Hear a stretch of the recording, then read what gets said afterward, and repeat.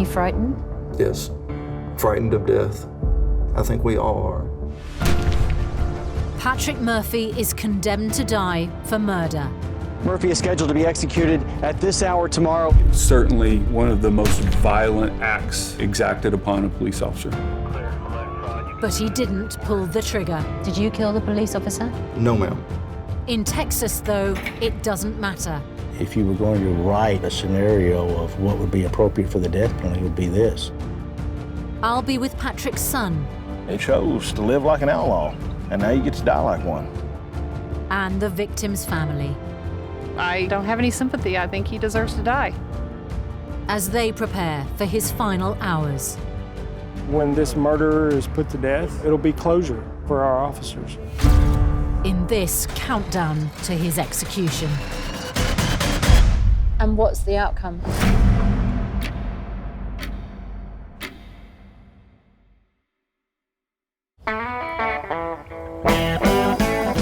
The last living members of a pretty notorious group of former fugitives is scheduled to be executed. Patrick Murphy was one of the Texas 7 prison escapees. Boom, boom, boom, boom. I'm gonna shoot you right down. This is a journey to a pretty bleak place. A maximum security prison where there are men being held who know that they're facing a sentence of death.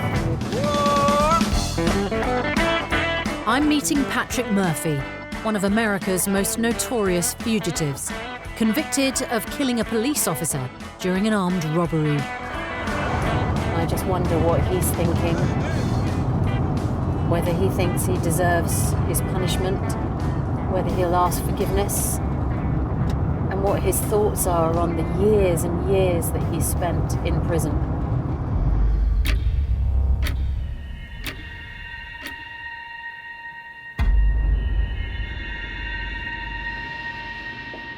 Hello, I'm Susanna. Hello? We're rolling. I got you starting at 2:18. You got to do it 3:18. Okay. Thank you. Patrick Murphy, Yes, ma'am. what do you think has led you here? What do you think got you to this position? A lot of very poor choices that I made. Okay? And basically, we all have a choice to do one thing or another. It's just I happen to made the wrong choices almost every time, several times. So really, basically I screwed up. With the most devastating consequences, not just for the police officer whose life was lost, Yes, ma'am. but for you, Yes. because you faced losing your life as well. Right. Why were you involved in armed robberies? Well, we had just escaped from prison, and we were trying to get some more money. 7 prisoners of the Connolly unit near San Antonio overpower civilian workers and a guard to escape. On December the 13th, 2000, Patrick joined 6 other men in one of the biggest jailbreaks in American history. Already a long-term prisoner, this crucial decision sealed his fate. Just about every prisoner has the same type of conversation. If you could escape, what would you do? They were all doing lengthy prison sentences for violent crimes. They overpowered the guards and locked them in a cupboard. They steal clothing, a pickup truck, and 16 firearms. 2 of them dressed as civilians, and the other inmates hid in the back of the truck. All they needed to do now was drive out of the prison gates. We were all pretty nervous, and we really didn't know if anybody was following us or anything like that. But there was a really good possibility that we would eventually, not only escape, but possibly even live another new life. And in the meantime, you'd got away. Yes, ma'am. We drove into town where another vehicle was waiting for us. And then they were able to switch cars and get away quickly, and the authorities had no idea of where they'd gone. That's where the public is helping us the most. We've had sightings, Colorado, Texas, South Texas, just all over. At this point, keep them coming in. After days on the run, they became known as the Texas 7. They warn these men are armed and dangerous. You had a successful escape. Yes, ma'am. And then you went on an armed robbery spree. Yes, ma'am. Did you rehearse the robberies? We practice how to stand instead of pointing a pistol at the victim. We would either hold it up in the air like in a threatening manner like so, or down at our side. This way, if someone tried to rush us, the pistol wouldn't go off accidentally. Understand what I'm saying?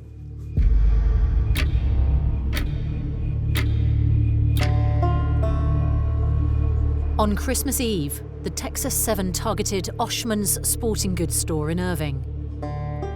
And just a few hundred meters away, Officer Aubrey Hawkins was having Christmas dinner with his family.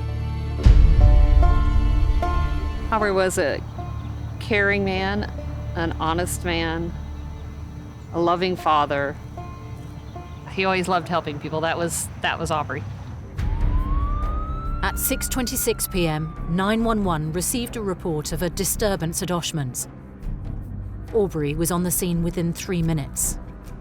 Patrick Murphy's role was to be the lookout, or his code name was Guardian Angel.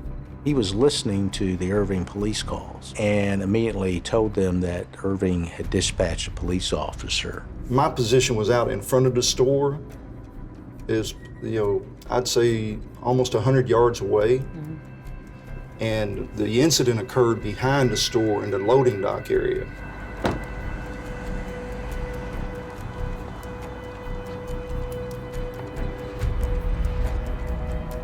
So this was the back of Oshman's. This was completely vacant, and as the defendants are coming out of the back of the store with all of their goods, the camping supplies, the guns, Officer Hawkins pulls in here.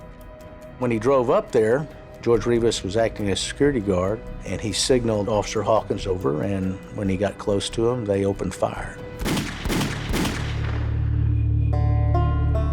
5 different weapons fired into the vehicle.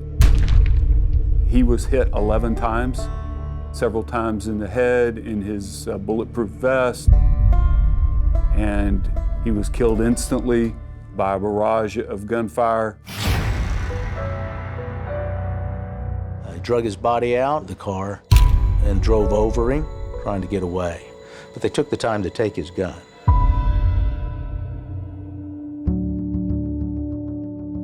Certainly one of the most violent acts that could be exacted upon a police officer. I couldn't even begin to figure out how I was going to break the news to Andrew, and he was devastated. Andrew was lucky he couldn't have had a better father, and it's sad that he lost all that, and it kills me for him. He didn't deserve this. And I feel bad. I feel sorry for everything he missed and everything Andrew missed. Did you kill the police officer? No, ma'am, I'm not a shootist. I was a getaway driver. I didn't know that shots had been fired for 10 to 15 minutes. He was shot 11 times. He was also run over. Yes, ma'am. Now, if you were the getaway driver, were you driving the car that went over Aubrey Hawkins' body? No, ma'am, I was not.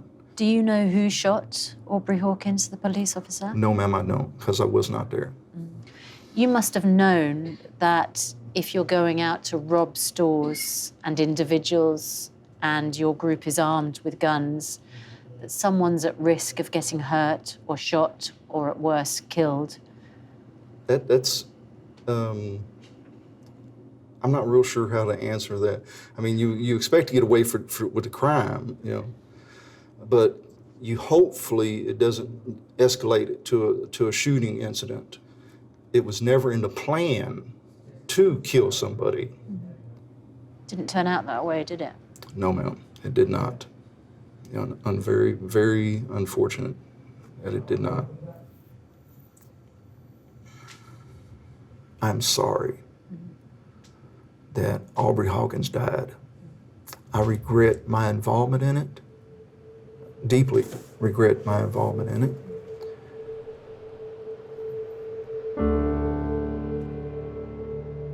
Even amongst those who strongly support the death penalty, there are people who do not think that Patrick Murphy deserves to die. He didn't shoot the gun, and he wasn't a major participant of the armed robbery which ended in Aubrey Hawkins' death. But here in Texas, that doesn't matter. As an accomplice, you can still be found guilty of murder. And in just 36 days, Patrick Murphy will be executed. If you were going to write out a scenario of what would be appropriate for the death penalty, it would be this: violent outlaws who break out of prison and commit a capital murder of a police officer. What could be more dangerous?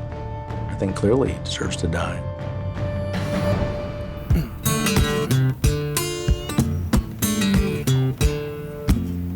Leave me alone, little chickens.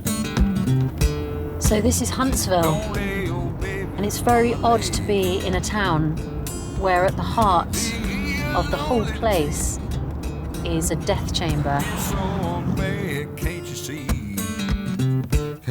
Incarceration is the lifeblood of the town. 7 prisons, an execution chamber, and a death row-themed tourist attraction employ almost 7,000 locals.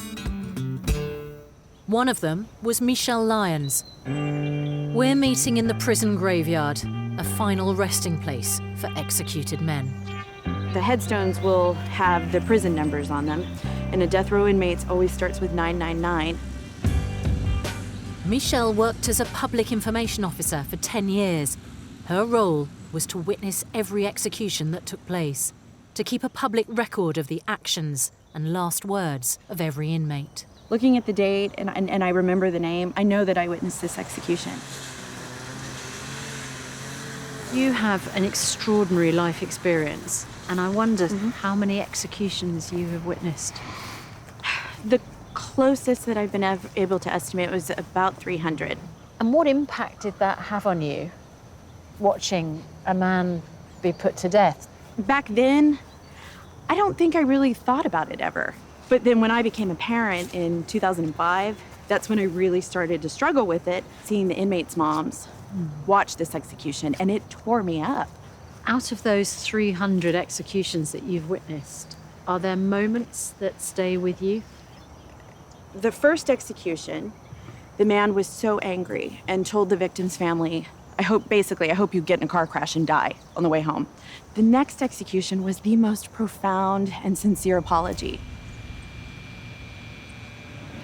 Are there people who struggle and fight all the way to the end? As a witness, you don't see the inmate being restrained to the gurney by the tie-down team, but there were 2 exceptions for me where I actually did witness the entire process. I watched the inmate walk in with no restraints, watched him get on this little 2-step step stool, sit on the gurney, and put his arms out. I found it so unsettling because of how resigned they were to this that I did it those 2 times and I couldn't watch it again. It really bothered me to see someone so resigned to their death. For most prisoners, the wait for their death date is a long one. On average, it takes 15 years from sentencing to the chamber. For Patrick, the state has decided, after 17 years, his time is now up. How do you feel right now with it coming up? In all actuality, I'm very at peace with I disagree with the execution, with the reason why, but I'm at peace with what may happen. That you'll be put to death? Oh, that's my frame of mind, and I'm expecting the worst. Do you think about it in practical terms, like what it will feel like, what the injection will feel like? No, not really.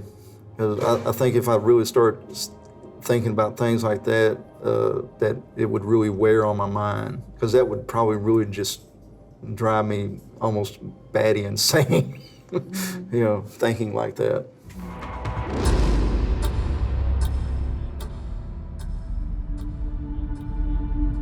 The only alternative to accepting death is to appeal. Almost all prisoners choose to fight their sentence, but less than 2% have been exonerated. A lot of the time, what you're trying to do as a death penalty lawyer is just to keep your client alive for as long as you can. It's not a great life, but it's a life, and they have friendships and they get to visit their family members. It's still better than no life. For the last 15 years, Patrick's lawyers have been fighting against his sentence. So far, they've launched 9 unsuccessful appeals. News has just arrived on the final attempt. We still had an opportunity to get an order that would have meant he would not be executed. We lost in 10-15 last night, but I think that he is very clear-eyed, and it will not come as a gut punch to him or a surprise.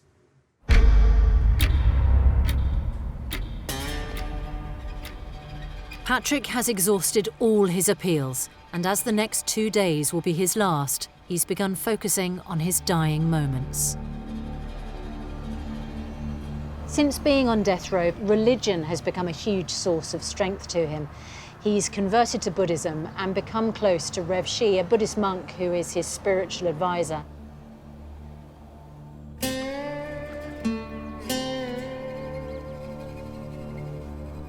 We do what we call chanting, sort of like singing hymns in church. I think it's become a very grounding principle for him, something to sort of hold on to make him stronger. A religious advisor is allowed in the death chamber as the lethal injection takes effect. They comfort the inmate by placing one hand on their foot, a small gesture that ends the years they've been denied all human contact. My client, Patrick Murphy, was focused on, if he in fact gets executed on Thursday, to be able to perform the rituals and practices that his faith requires of him. But the state only employs Christian and Muslim advisors. Patrick's Buddhist priest is not currently authorized to enter the death chamber. Patrick's lawyers have taken his case to the highest tribunal in the nation, the Supreme Court, in the hope they overrule Texas and allow Reverend Shi to be present. We filed this morning a civil rights lawsuit to say that the execution can happen only if the prison agrees to provide Mr. Murphy with a spiritual advisor of his faith. A lot of these cases go down to the final moments. Now, 9 judges have less than 48 hours to decide whether to grant Patrick his dying request. One of the last things I would like to, say is something that the Dalai Lama always says, to be kind whenever possible, and it's always possible. It's a good thought. I like that.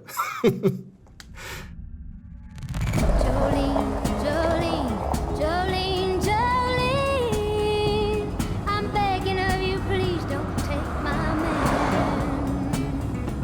And I can easily understand how you can take my man, but you don't know what he means to me, Julie. She's so great.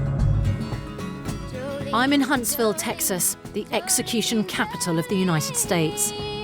I'm begging of you, please don't take my man. Since the death penalty was reintroduced in 1976, the state has executed 561 people.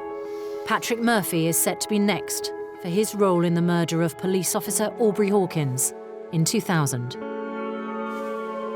The Texas senator behind bars at this hour. The pack had 5 weeks of freedom as they led authorities through a nationwide manhunt. Just basically off with their heads. An eye for an eye, a tooth for a tooth. He will be the 5th member of the gang to die by lethal injection for the crime. Anything else to say? I would like to, but we don't have the time.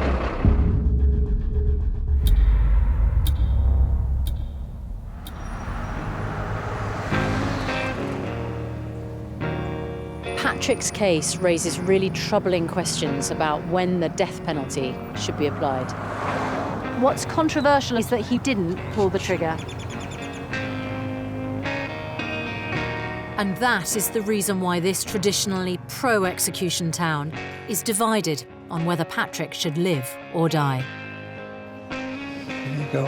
Can I get some eggs and some pancakes? I can do that. Some black coffee? Thanks. Are you from Huntsville? Expect you can tell from my accent I'm not. Obviously not. It's a pretty little town. It's got right at the heart of it, the execution chamber. What do you think about the death penalty? You support it? I have mixed opinions on that. If it's inconclusive or there's still a little doubt, that's a gray area.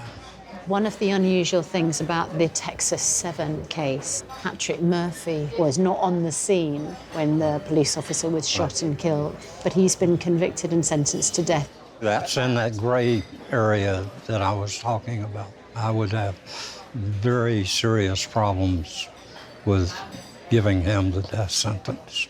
There you go. Lovely. It'll take just a minute or two for breakfast. How you doing? Do you mind if I join you? That's okay. What have you ordered? Chef salad. Oh, okay, for breakfast? Yeah. Yes. What do you feel about the death penalty? If they are guilty of their crime, they should be punished for it. Doesn't unsettle you in any way? No, ma'am. No. And do you remember the Texas 7 breakout? A police officer was shot and killed. Yes. Patrick Murphy wasn't directly on the scene, but he still got sentenced to death. Wow. And I wonder if he fits into your support of the death penalty for when you're guilty of a crime, you deserve to die. That would be something to think about. Yes, for sure. It's not as easy as a clear answer. When you start thinking about it, it just becomes all a little bit more complicated, doesn't it? And real, yeah. Thank you very much indeed. Hi, sorry to interrupt. Sure, Bill. How you doing? What have you got? I got ham steak. You got ham steak, and what's that on the top? Is that a biscuit? Roll thing. What's that called? A yeast roll. I've no idea what that is.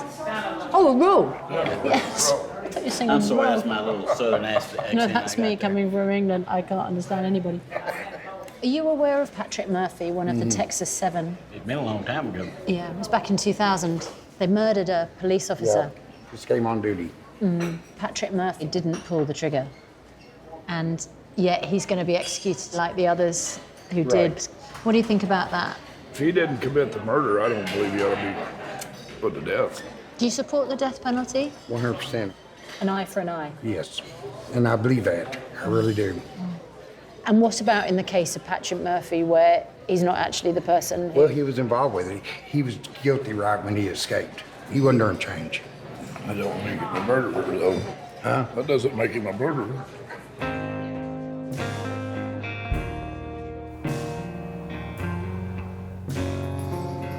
Do you believe in the death penalty?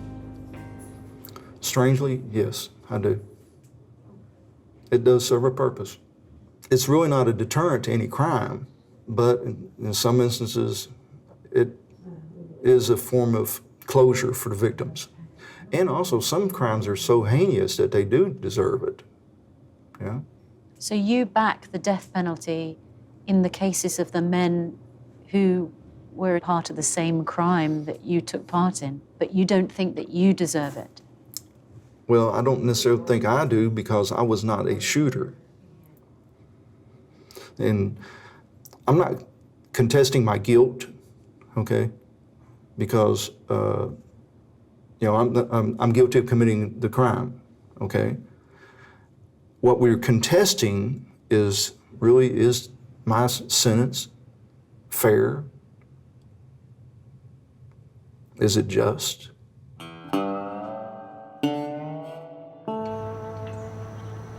If I was to meet Patrick Murphy, I would say you deserve to be executed. It really bothers me every day that they have another day to enjoy life, and they took so much from us it's just not fair. They killed a wonderful man. They took him from his family. They took him from his son, and that's unforgivable. I just won't feel better about anything until it's done.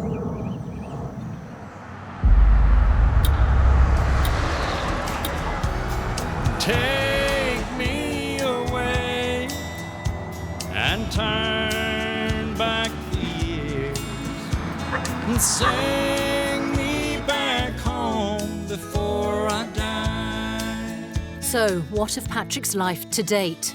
He was born in Dallas, Texas, in 1961. Patrick's drug-addicted mother abandoned him at 9, and he moved in with his father, who had remarried.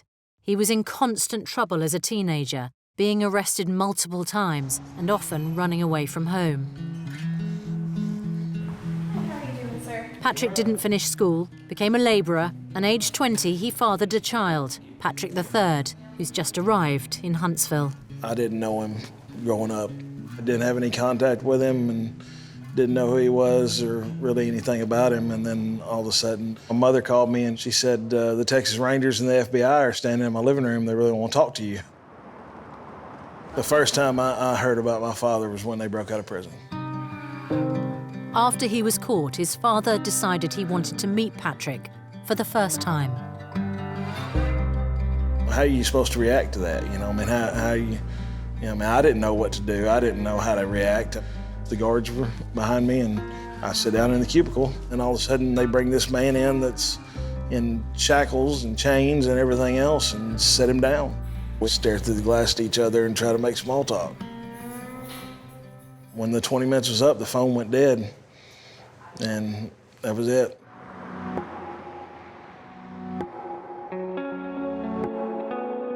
I don't tell people that I don't know. It's not exactly something to be proud of when your father's a cop killer. I think about Officer Hawkins, usually around Christmas time. He had a son. That kid grew up not knowing his father. And I can sympathize with that because I didn't know mine. I didn't see him again until after he got his execution date.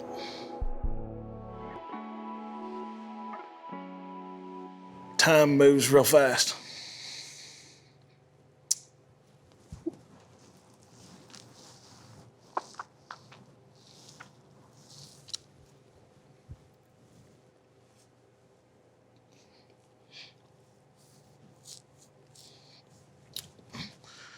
I mean, I guess for them, it's another day, and out here, I mean, the world is keeping going. You know.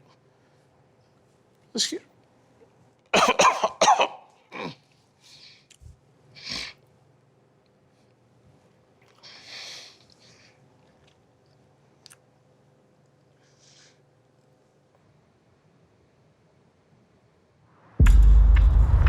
At 6 p.m. tomorrow, Patrick will witness the execution as his father's last request.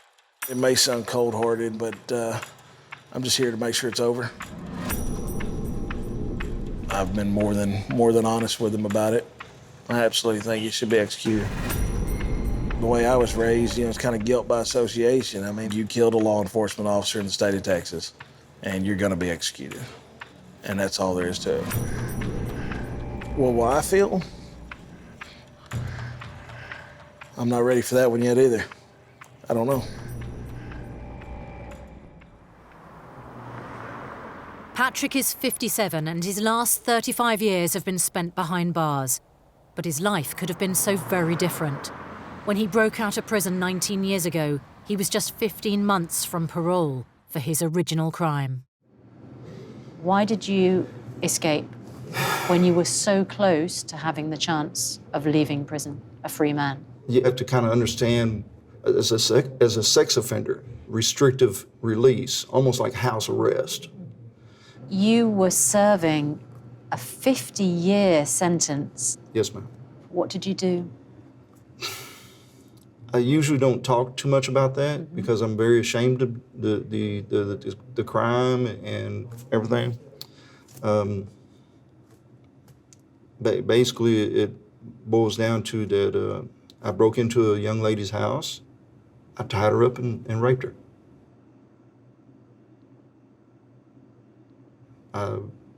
Did you use a weapon? There was a knife involved, but it wasn't used on her. It was more of a threatening manner.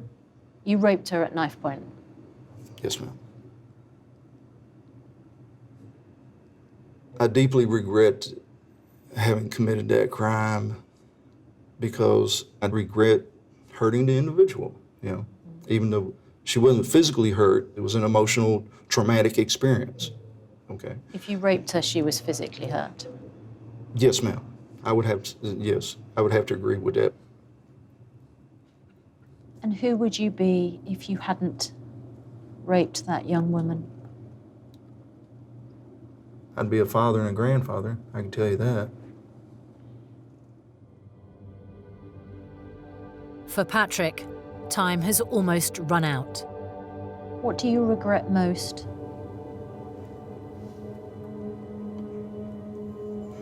You know, in all actuality, I think I regret that crime against the young lady the most. That's probably one of the few things that I truly do regret. I'm at peace with what may happen. Are you frightened?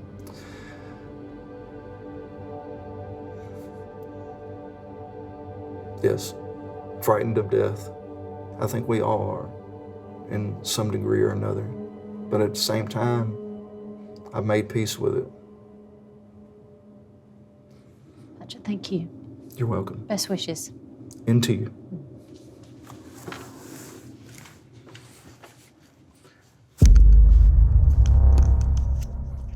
When it comes to bury me, might as well come and take my soul.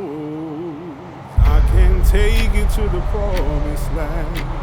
One of the last living members of a pretty notorious group of former fugitives is scheduled to be executed. Patrick Murphy is his name. He was one of the Texas 7.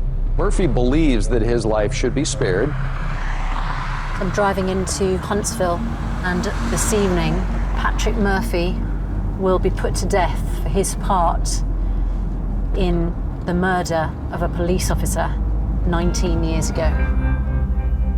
By Texas law, the death warrant becomes active at 6 p.m.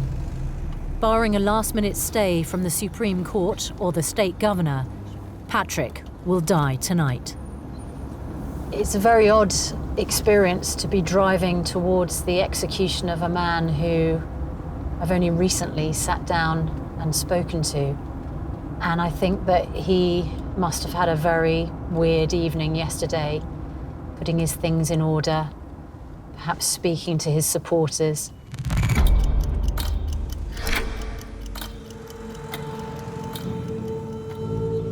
Patrick's son has arrived to witness the execution.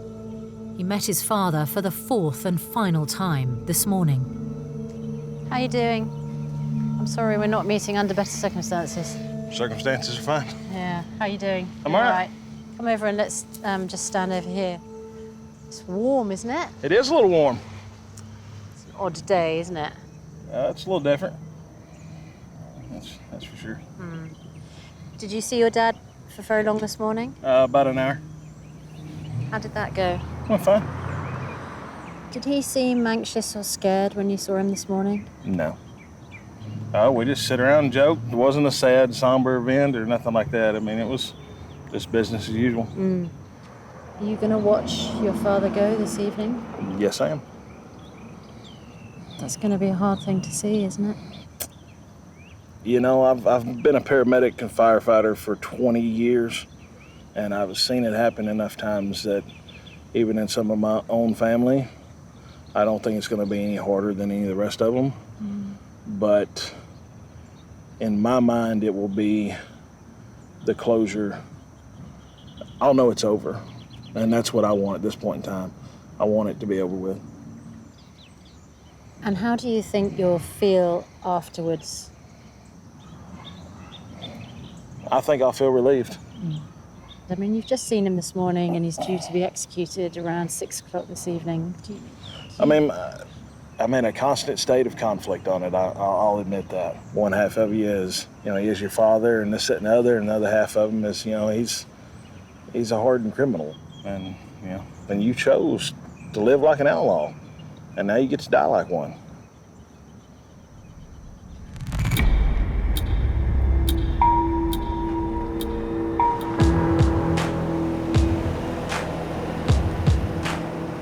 We are opposed to the death penalty in all cases. With just a few hours to go, supporters of both the victim and the prisoner gather outside the Walls unit. We will be here protesting Texas's death penalty until it is gone.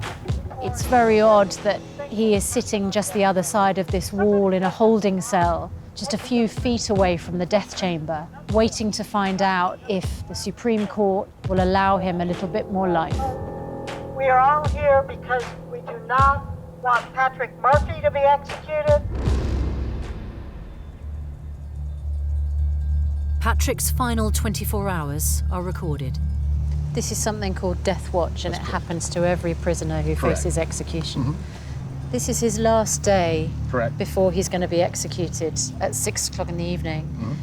There's not much that's special about this. He's sitting on the bunk for an hour, sitting on the bunk writing, then he goes to have a shower, sitting on the bunk with headphones. I mean, it is surprisingly mundane.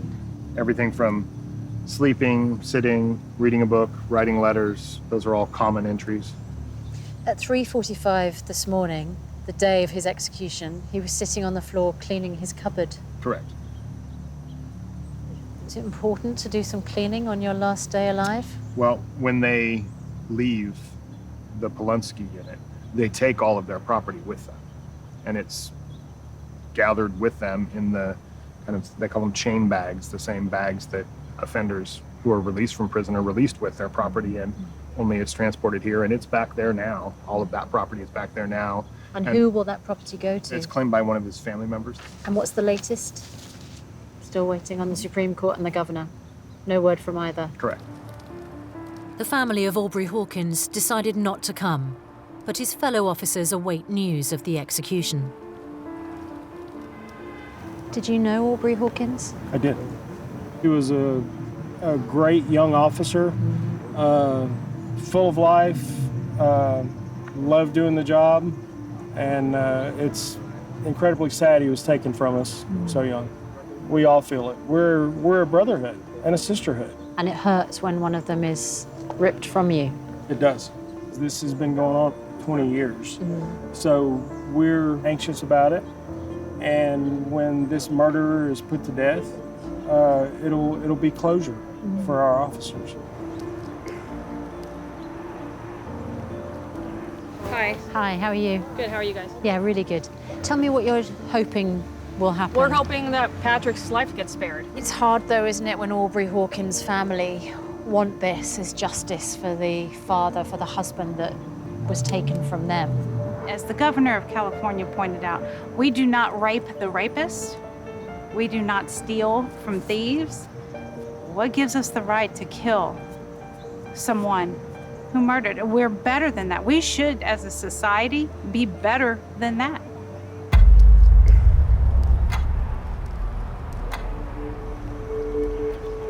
How was Patrick during the day today? He seemed in as good spirits as you can expect, maybe a bit nervous laughter. He talked about how he thought that he had eaten too much in the last couple of weeks and may have splurged on commissary.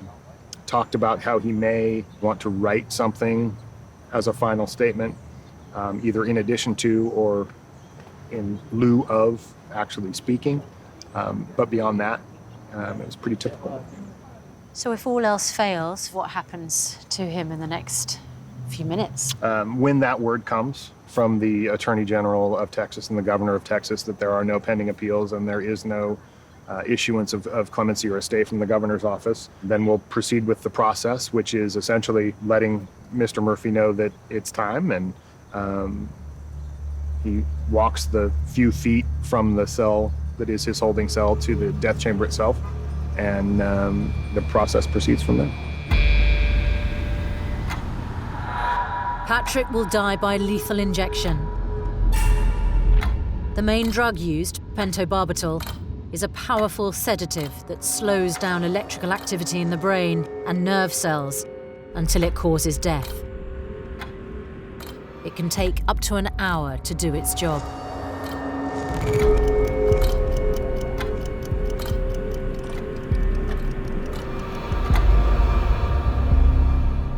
Outside the death chamber, everyone waits on news from the coroner. You know what's going on? No, there's no news yet. No news. They don't know. They're from England.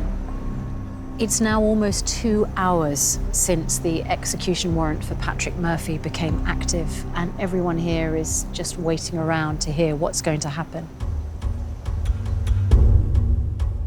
The state of Texas has until midnight to carry out Patrick's execution.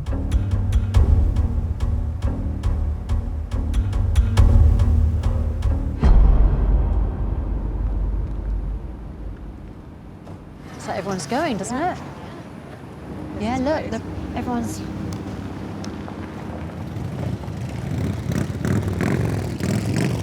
I've just got the information here from the Supreme Court. It says the application for a stay of execution is granted. The state may not carry out Murphy's execution.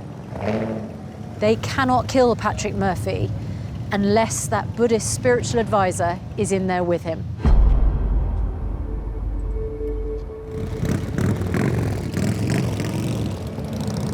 Reverend Shee? You must be enormously relieved. We are elated. What can I say? Supreme Court says either execute him tonight with a Buddhist priest or not at all. Just calling Patrick's son. Hello. Patrick, it's Susanna Reid. What do you make of the stay of execution? I think it's absolute bullshit. Patrick, we're at Huntsville now, but we'd like to come and see you. Is there a chance of seeing you this evening? That would be fine. If you want to come by Hotel 6, we'll wait for you guys there. Thank you, Patrick. Thank you. Bye. Outrage today about a Supreme Court decision to block the execution. Well, once the stay is lifted, a Dallas County judge here must set a new date, which would be a minimum 30 days away. Most experts believe this decision will only buy Murphy a few more months. Patrick? Hey, how you doing? I'm all right, I guess. Gonna come out and have a chat? I'm not quite sure whether you'll be furious or a little bit relieved. I'm a little bit more towards the furious side of life right now, to be honest with you. Anyone listening to you without knowing who you are would expect you to be a member of the victim's family, but you're the offender's son, and you still feel this strongly. And I still feel this way, yes, ma'am. That he should die. From a family perspective, you know, he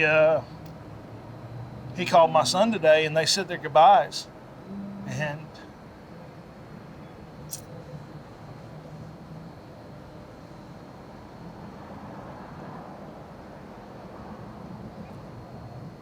you know, that tore him apart. So not only do you have to go through that today, in 100 and something days from now, he could be going through that again. The only thing that I wanted left was I wanted the ability to be able to shake my father's hand, whether he was alive or dead. I mean, here I am, I'm almost 40 years old. I've never shaken my father's hand. In a way, Patrick and his son are also victims of his father's crime. And like the other victims in this case, tonight should have been a form of closure, and now they don't know when that's going to happen.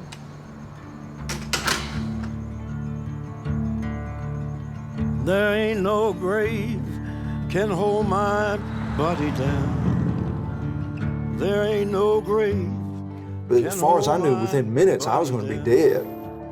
And there's a part of me that's ready for it to be over. I'm gonna rise right out of the ground. Ain't no grave But at the same time, can hold my body down. there's a part that's not ready for it to be over either. Yeah. There ain't no grave can hold my body down. I feel that I've really screwed up this life, okay? But with my belief in reincarnation now, I kind of look forward to the next life. Hopefully it'll be better. There ain't no grave can hold my body down.